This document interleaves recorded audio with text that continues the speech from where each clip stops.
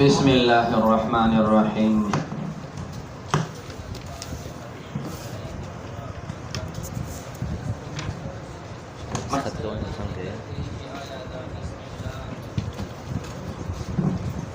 دا جز د فاتحه دا او کنه دا بهر نه فکر کوه، خلاصه د مسئله دا ده د امام مالک رحمه الله او زمون د متقدمین قول دا ده چې بسم الله دا جز د قران نه ده، دا جز د قران نه ده. وایو داسې چې دا ذکر شوی د دپاره د فصل په مابین د سورتونو کې، او فصل راځي په اجنبي سره. نو مخکینی سورت قرآن دی، وروسته سورت قرآن دی، منځ کې بسم الله دا به اجنبي ووایي، قرآن نه ده. دا د مالک صاحب قول دی او زموږ د متقدمینو قول په دې کې حساب دی. بیا زموږ د متأخرینو حضراتو قول دا دی چې بسم الله دا جز د قرآن نه ده، خو جز د سورت نه ده. دا جز د قرآن نه ده، خو جز د سورت نه ده.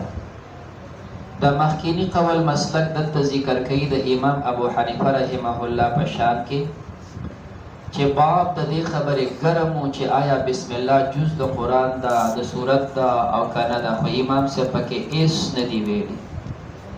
نو چې څه ونه وي نو معلومیږي داسې چې دی جز د قرآن نه ګڼي، څنګه چې قول د امام مالک رحمه الله دی.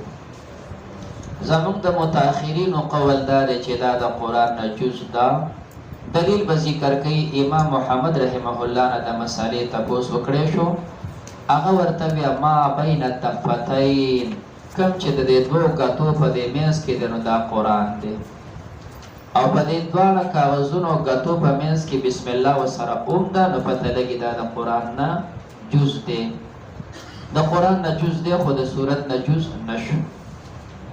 امام شافعی رحمه الله هغه فرمایي دا جز د فاتحه نه ده، دا جز د فاتحه دی.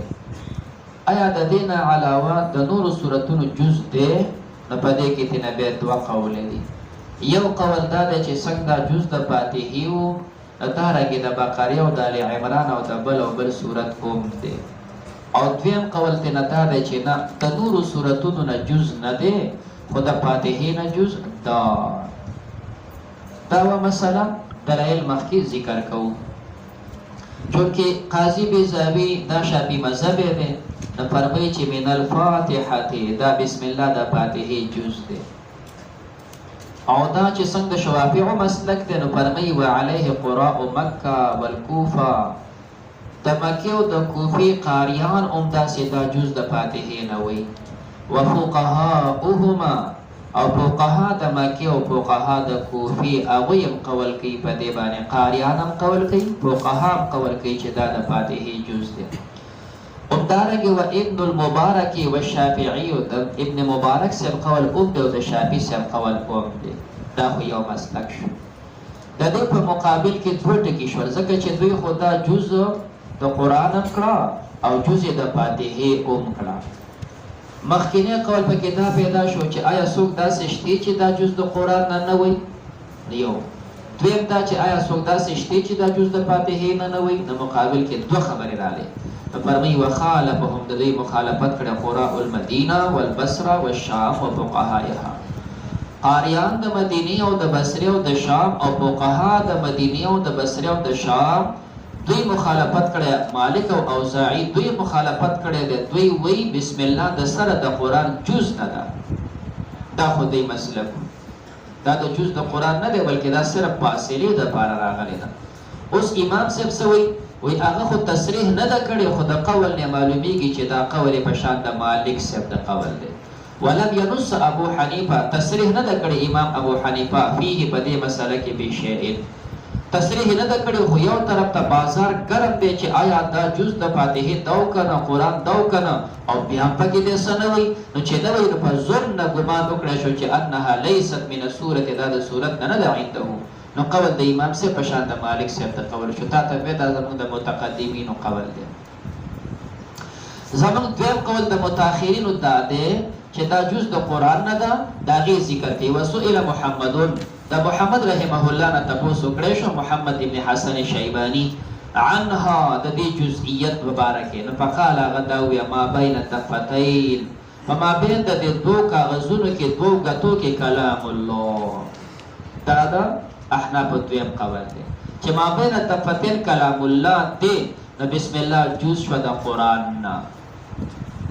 اشکال دا پیدا کیږي چې دا خو د محمد سیم قول دی دا خو تاسو د احناف مسلک نشو. جواب تینا دا چې د محمد سیم دا وینا دا زموږ د احناف مسلک دی ځکه طریقه دی چې دا مجتهدین دي خو مجتهدین مطلقه نه دي ته مجتهد منتسب وي. د محمد رحمه الله قول چې ذکر شي او په مقابل کې د بل قول را نشي دا د امام سیم قول دی. دا رنګه د ابو یوسف رحمه الله قول ذکر شي مقابل کې بل را نشي دا قول د امام اعظم دی. نو دلته د محمد رحمه الله قول ذکر شو چې ما بین د دوه غتو کې دا کلام الله د مقابل کې خو قول نشته دا قول د چا شو د امام اعظم شو. زموږ د احناف دویم قول دا شو چې دا جز د قران نشوا څنګه د محمد سیب قول دی. دویم اشکال دا پیدا شو چې دا قول نه معلومه شو چې ما بین الدفتین دا کلام الله دی. نو د دوه غتو په منځ کې خدا او وی چې ته هر صورت راوړې پاوله کې لیکلي سورة البقرة شته کنيشتا بیا پکې لیکي مدنیه 187 آیه وفيها 40 ركوعا دا پکې. نو دا غوټه چې دا خو د قران حصہ نه ده او سره کې چې ما بین الدفتین دی. تاسو خو وایي چې محمد صاحب دا فرمایلی چې ما بین الدفتین کلام الله دا کوم ځای کې کلام الله دی. جواب ته نه دا دی مراد زموږ د دې ما بین الدفتین هغه د فی مراد چې کوم د مصحف د صحابه او مصحف د صحابه او تابعینو کې دا پکې نو چې سورۃ البقره او دون آیاتونه او دون رکوع دا پکې نو هغه خالی عن هذا دین خالی دا خو پکې روست بیا د امت د سہولت د لپاره لیکل شوی دي.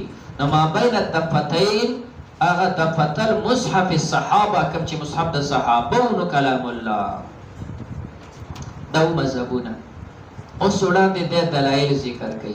تا ته وی چې قاضي صاحب چون کې دا شافعي مذهب دی او شافعي مذهبي حضرات اوي بسم الله جز د فاتحه نه وي او جز د بل صورت نه وي. تا ته به دوه قول دي. نو دلته د خپل مذهب د لپاره قاضي بیزاوی سلور دلایل ذکر کړي. نو فرمایي ولنا زموږ د لپاره احادیث کثیره ډیر احادیثونه مسله ثابت ده وي. قاضي سے وہی زمون د ډېر احادیثونو خبره ثابت ده او دا ډېر احادیث بهقي ذکر کړي دي.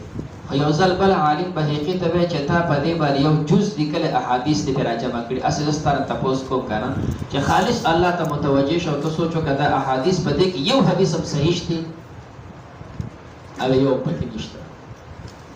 خلک را خبره یو پکې نشته ټول ضعیف دي. ٹھیک ده چې احادیث کثیره دي خو ټول ضعیف دي. نو ده فرمایي دلته تینا دو ذکر کوي لنا احادیث کثیره منها ما روي ابو هريره كم چروا ابو هريره سے نقل کړي عنه صلی الله علیه وسلم انه علیه السلام قال پیغمبر علیہ السلام دا فرمایي چې فاتحه الكتاب 7 آیات فاتحه دا و آیاتونه دي او بیا دا غي سره سره اولاهن بسم الله الرحمن الرحیم نو باندې آیت بسم الله دا پته ولګی چې بسم الله دا جز شو چې کوم د فاتحه نه یو دلیل او حدیث دویم. وقول ام سلمہ رضی اللہ تعالی عنها دا ام سلمہ ابي قول ده فرمایي چې قرأ رسول الله صلی الله علیه وسلم پیغمبر علیہ الصلوۃ والسلام ولستل الفاتحه فاتحه ولستل او وعد بسم الله الرحمن الرحیم آیتان او بسم الله الرحمن الرحیم مستقل آیات پکې وشمیرو. چې ارګه دینه معلومه شو چې دا پکې مستقل آیت پکې وشمیرو. ومن اجلهما د دې حدیثونو د وجنا اختلاف اختلاف پیدا شو په انها چې دا بسم الله آیت براسها آیا دا مستقل یو آیت ته ام بما بعدها یا دا چې د ما بعد سره یو ځای کې دا رب العالمین پورې بسم الله د رب العالمین پورې دا ټول یو آیت ده. دا اختلاف پکې دی. څوک بسم الله مستقل آیت وایي او څوک وایي چې رب العالمین پورې راورسېږي دا آیت دی. خو دا دوه دلایل بیان کړه. دریم دلیل والاجماع اجماع منعقد على ان ما بين الدفتين. په دې اجماع ده چې ما بین د دوه غتو په منځ کې کلام الله دا کلام الله دی او د دوه غتو په منځ کې بسم الله سره هم دا کلام الله دی. نو څنګه ته ویل شي دا کلام الله نه دی؟ دریم صدورم دلیل والوفاق په دې اتفاق دی على اثباتها چې بسم الله به ثابت دا بلیکل شي په المصحف. په دې اتفاق دی چې بسم الله په مصحف کې د سورت په اوله کې لیکل کېږي. ومع المبالغه د دې باوجود علما خ کوشش کوي په تجرید القرآن په خالی کول د قرآن کې چې د قرآن سره بل څه نه لیکي. نو دې کې خ کوشش کوي او متفق دي چې قرآن کې به د قرآن نه علاوه بل څه نه لیکي او دې سره اتفاق دی چې بسم الله پکې لیکي. نو پته لګي بسم الله قرآن دی کدا قرآن نه وي چې کمن ولې لیکو. حتی تر دې پورې لم تكتب امینو امین پکې نه لیکل کېږي. سره دې چې امین مو ثابت دی خو لیکل کېږي نه ځکه دا قرآن نه دی او بسم الله لیکل کېږي نو پته لګي دا قرآن دی. دا یې څلور دلایل. په دې دلیلونو باندې اعتراض دی چې ګوره ستاسو مدعا وه چې بسم الله جز د فاتحې دی دا به مدعا وه. دریم دلیل ته راشه نو پای کې خو ته اجماع په دې منعقد ده چې ما بین الدفتین کلام الله. ستا دعوه دا وه چې بسم الله جز د فاتحې دی او دې دلیل نه خو تا صرف ثابت کړو چې بسم الله جز د قرآن دی. تا خو دې ثابت نه کړو چې دا جز د فاتحې دی. څلورم دلیل کې دا اعتراض دی پې چې کوم دا په قرآن کې ولیکلی شو نو قرآن شو او ستاسو مدعا خو دا وه چې دا جز د فاتحې دی. خپله مدعا خو تا ثابته نه کړه. پوه شوې په خبره؟ نو دې نه دوو طریقو سره جواب کوی شي. لومبی دا ده چې د دې شوافعو حضراتو یوه دعوه ده چې فاتحه جز دا بسم الله جز د فاتحې دی او دویم رد دی په مخالفینو باندې. یوې دعوه ثابتول دي چې بسم الله جز شي د فاتحې نه او دویم رد شي مخالفینو باندې. نو مخکینی دوه دلیل ذکر کړل د مخکینی دعوې لپاره چې بسم الله جز د فاتحې دی دا یې د دې لپاره ذکر کړل او وروستني دوه دلیل ذکر کړل رد کوي په مخالفینو باندې چې څوک یې جز د قرآن نه نه وایي نو په هغې رد ذکر کړه دا جز د قرآن دی. یا دویمې طریقې سره ترې نه داسې جواب کولی شي. د دوی دعوه دا دوه جنګې ده. یوه دعوې دا ده چې بسم الله جز د قرآن دی. دویمه دعوې دا ده چې دا جز د فاتحې دی. نو مخکینی دوه دلیل ذکر کړه دپاره د جزئیت د فاتحې یوه دعوې ثابته کړه او وروسته دوه دلیل ذکر کوي دپاره د جزئیت د قرآن چې د قرآن نه هم جز دی. نو لهذا دوه دعوې وي نو دوه دلیله په یو دعوه او دوه دلیله په بله دعوه باندې. دا خو مو تر دې پورې د قاضي د کلام خدمت کو چې هغوی دا فاتحه بسم الله ترې نه جز وې. خو موږ احناف یو چې کوم دی د بل چا ټر ټور نه منو ښه خپل چې کوم دی د غوڼو نه اوچت وایو. یو پښتون چېرته تللی دی چې کوم دی نه پنجاب کې اودس ماتاو که نه نو هلته پنجاب کې چې ګرځې نو د استنجا ځایونه نشته ښه. هلته هر جومات کې فلش وي خو مستقل د استنجا ځایونه ځکه هغې استنجا داسې مستقله کوي نه هغې دغه فلش سره خپل ضرورت پوره کوي. د چاراندام ځای نه وي خو د استنجا ځایونه پکې نه وي. نو دی په دې یوه ځای کې ناست دی او په دې بل کې پنجابی ناست دی. نو هلته حضرات هغې مرچکې ډېر خوري او دا مرچکې د هغې خوښه نه ده دا مجبوري ده. مجبوري دا ده چې د پنجاب اوبه پړسپنې دي چې هغه سره مرچکې نه وي دغه خلک چې کوم دی هغې خوراک نشي کولی. مجبوري ده. په خلاف د سرحد نه د سرحد اوبه نیغې دي تیزې دي نو دا په خپله کار کوي مرچکې ته ضرورت نشته. بیا دا اوبه چې وایي په نسبت د افغانستان او د هغه اذربایجان او د هغه ملکونو بیا د هغې ته په نسبت دا پړسپنې دي هغه د دې نه هم تیزې دي. نو هغه خلک د سره مرچکې نه پیژني ضرورت نشته دی. سرحد یې لږ لږ خوري که نه خو هغې د سره دام نه خوري او چې مرچکې ډېر خوري نو بیا به د په بار کې تکلیف یې ځکه معده نرمۍ دا ګرم دی نو معده نرمۍ نو کله به ټر کله به پر دا به وازونه کښېنو نو پنجابي تناصر پر پر کر دا چغې شروع کړي دي. دې پښتون دې خوا سوچو کو چې هلکه دا سړی خو دونه ټرانه کوي معلومېږي دا چې د به سم ډېري جوړ کړي. نو پښتون خو د ځان نه بل کس مخکې نه مني. نو اواز یې ورته وکړې ټر پر دې نه منم ښه ډېری به دې ګورم ځکه چې دی خو ځان نه په دې کې څوک مخکې نه مني ډېری به ګورو ښه ښه جي. نو موږ وایو قاضي صاحب تا خو څلور دلیله وویې خو ډېری به ګورو صاحبه ښه. نو راشو چې کوم دی اولا دا به تا ته صحاحو کې راشي. صحاحو کې به راشي چې کوم دی حضرت انس رضی الله تعالی عنه فرمایي صلیت خلف رسول الله صلی الله علیه وسلم و ابا بکر و عمرین. ما د پیغمبر علیه السلام پسې منځونه کړي د شیخانو پسې منځونه کړي دي خو دې حضراتو به چې منځ شروع کوو نو الحمدلله نه به شروع کوو د بسم الله نه شروع نه ده کړې.